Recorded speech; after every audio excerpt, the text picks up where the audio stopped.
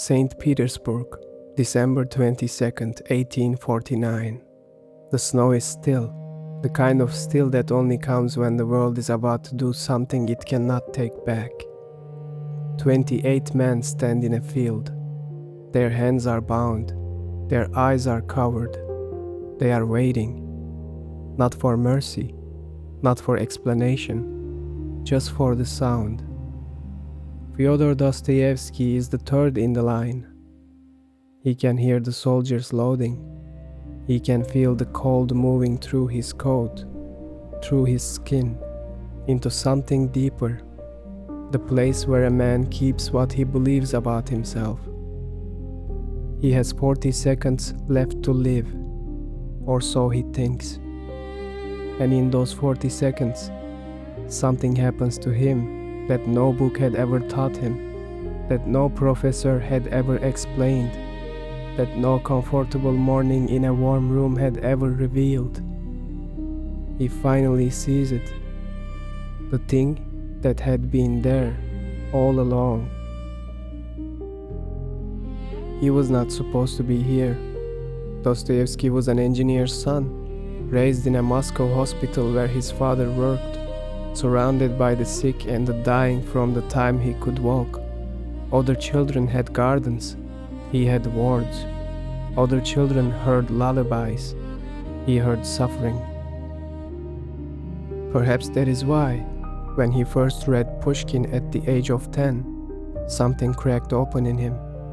He didn't want to build bridges. He wanted to build worlds. By 23, he had written his first novel, Poor Folk. The great critic Belinsky read it through the night and declared him the heir to Gogol.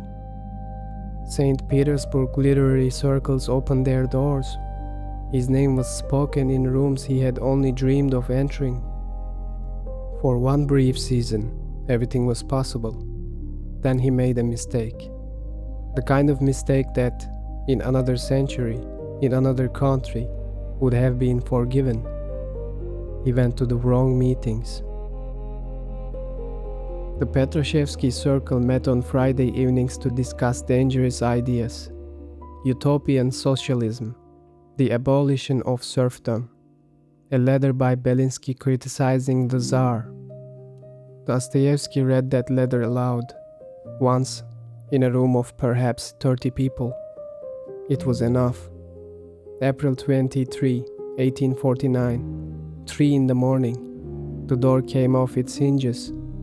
He was taken before he could dress properly, before he could think, before he understood that the life he had known was already over.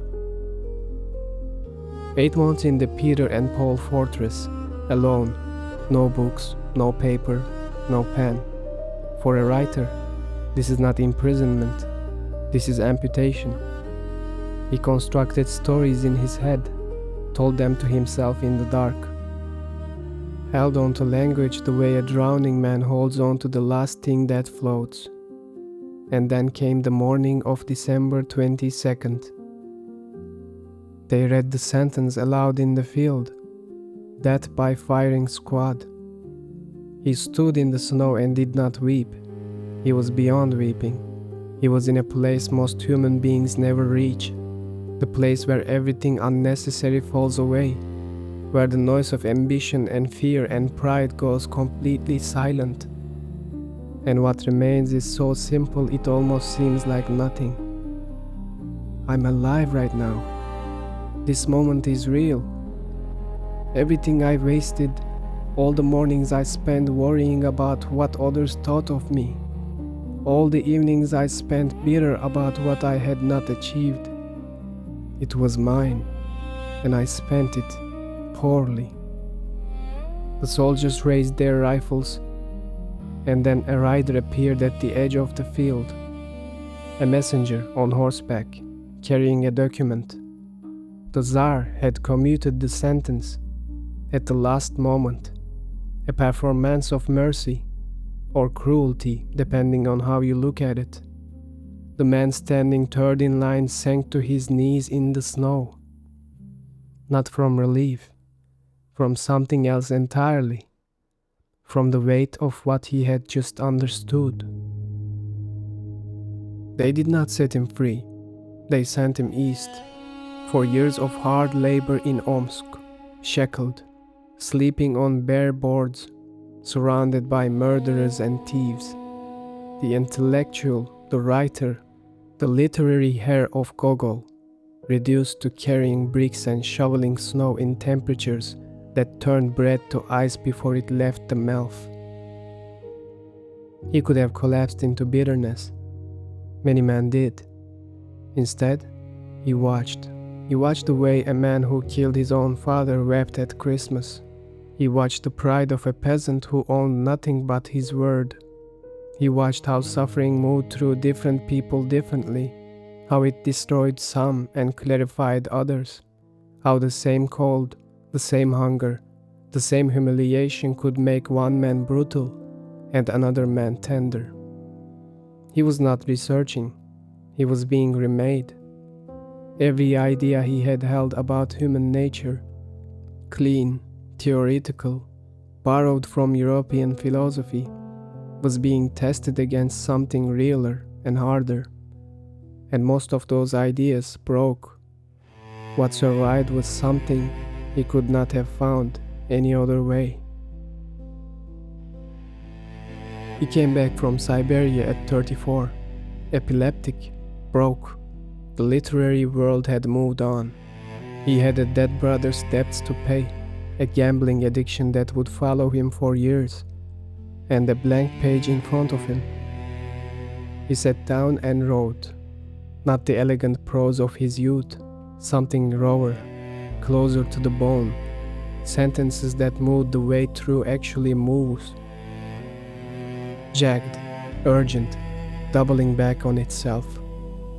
Crime and punishment, the idiot, demons, the brothers Karamazov, each one a world, each one built from the rubble of a man who had stood in a field in the snow and learned.